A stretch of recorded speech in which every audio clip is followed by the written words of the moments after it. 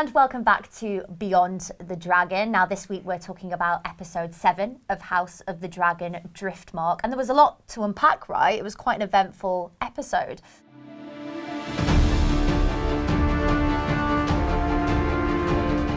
Let's jump right into that conversation that took place on the moonlit beach between Rhaenyra and Daemon. They went for a lovely little walk, had a heart-to-heart. She talked about the fact that her life had not been the same without him. She felt abandoned. Why did you leave me? Very, very candid from Rhaenyra.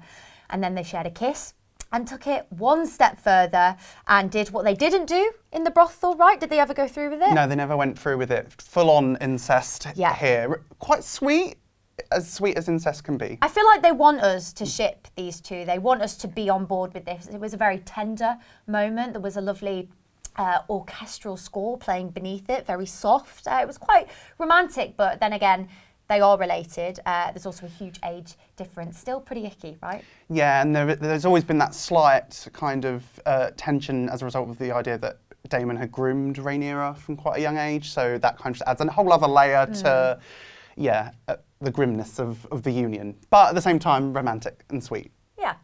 Of course, also in this episode, Daemon and Rhaenyra discussed the recent death of Sir Harwin Strong, who viewers will be more than aware of as the father of Rhaenyra's sons, all 3 of them actually. So here, of course, the big kind of discussion is that Daemon suspects that Alicent and Sir Otto are actually responsible for the death of Sir Harwin. Rhaenyra does not believe that Alicent, who used to be her closest friend, could be capable of murder. But Daemon is not so naive and thinks that perhaps Alicent was involved in the machinations that brought about the demise of Sir Harwin and his dad, Lord Lionel. Yeah, he says everyone is capable. Rhaenyra looks a little bit taken aback, but does he plant the seed in her head that actually Alicent is responsible? Was she thinking that before Daemon mentioned it?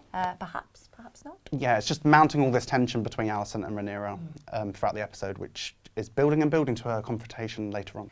Now, the next big moment in this week's House of the Dragon was Aemond, one of Alicent's children, taking Vhagar, the biggest of the dragons, for himself. Now, that dragon had previously belonged to Laena, Daemon's partner. She is now deceased. So he thought, you know what? I want it and I'm going to take it. But that did not go down well with Laena's daughters.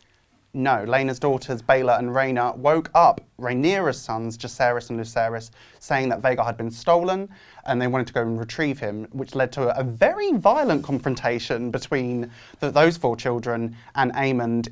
It got very Lord of the Flies, very vicious. There were rocks, there was punches, lots of throwing around, but it all ended when little Lucerys, the youngest of the children, grabbed a dagger and sliced out Aemond's eye. That is going to hurt in the morning. Yes, vicious.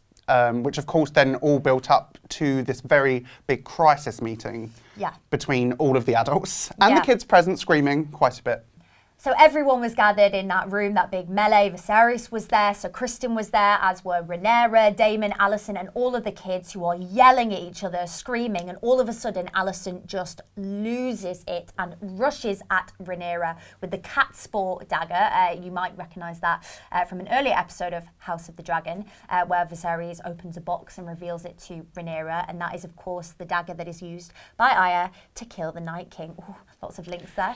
Very exciting. But yeah, Alicent is furious. She wants vengeance. She stabs Rhaenyra. Rhaenyra's hand is cut. It is bleeding. But also, she wants an eye for an eye, doesn't she? Quite literally wants an eye for an eye. But plucky little Aemond does point out that it was a very fair deal.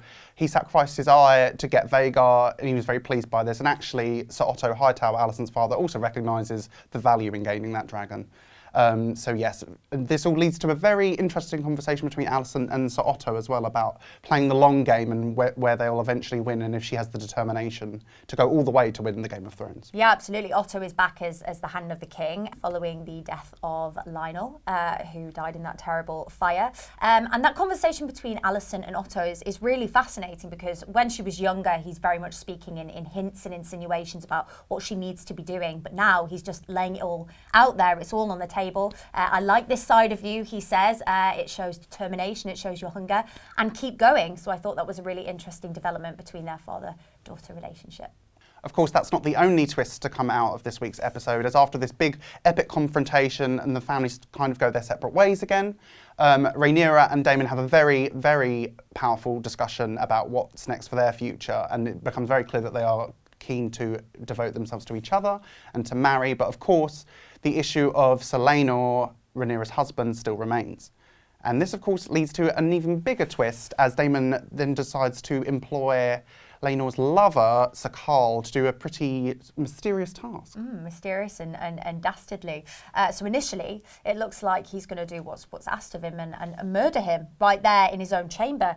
But of course, that turns out not to be the case, because we see Laenor, shaved head, on a boat, drifting off to his new life, which was a surprising turn. I didn't expect that. Did you see it coming? I did not suspect it, and I also have read the book Fire and Blood, which this is not a plot twist in. So this was a really nice kind of diversion, but actually I feel like it's a really quite satisfying twist, because Selena's always been presented as quite an honourable, nice character, and it also shows that Rhaenyra did genuinely care about him if she and Daemon are indeed in on the plot, which it seems like they are.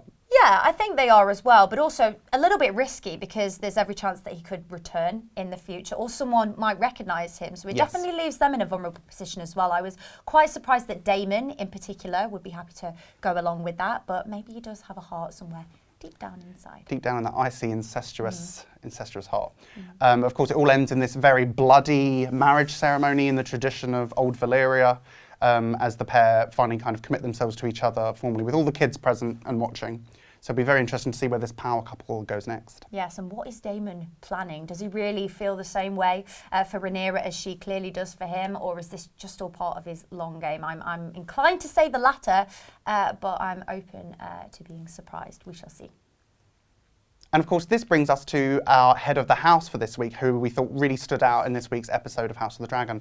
So, Abby, who did you pick to be head of the house this week? I'm going to go for Aemond this week. Again, moving the plot along as Larys did last week by stealing that dragon. That led to that big bloody confrontation between all of the kids. Obviously, him losing an eye. He's now going to rock an eye patch, I'm guessing, going forward. He's got that very cool scar, which I think adds to his aesthetic, which I think people will enjoy.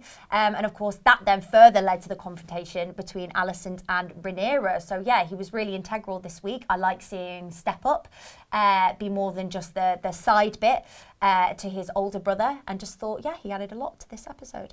How about you, Lewis? I think for me this week, I'm going to go for Alicent herself. Only because she really did reveal her true colours to everybody, showed her real grit and determination, as her father said. Just that lunge with the dagger really, I think, was the moment of the episode for me, so I really thought Olivia Cooke carried that scene very well. In fact, it was very intense, very dramatic and Shakespearean, so I'm really excited to see what Alicent is capable of doing next in future episodes. And that brings us to the end of this week's episode of Beyond the Dragon. We've had fun. We hope you have too. House of the Dragon airs on Sky Atlantic on Mondays from 2 a.m. and at the later time of 9 p.m. And you can also watch it on the streamer now. That's all from us. See you next time. Bye. Bye.